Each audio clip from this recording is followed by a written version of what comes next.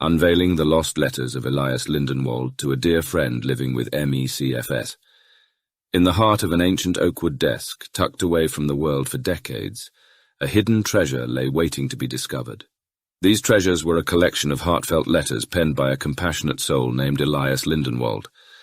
Elias was a man shrouded in mystery, renowned for his kind and understanding nature, yet a recluse who kept his life's work and wisdom closely guarded. Recently, a serendipitous turn of events led to the unearthing of these long-lost letters.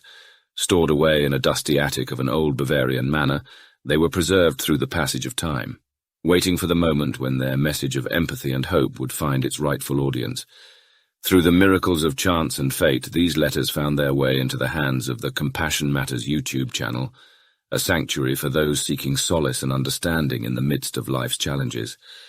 It was as if the universe conspired to bring Elias Lindenwold's compassionate words to light once more, making them available exclusively on this channel for the benefit of all concerned.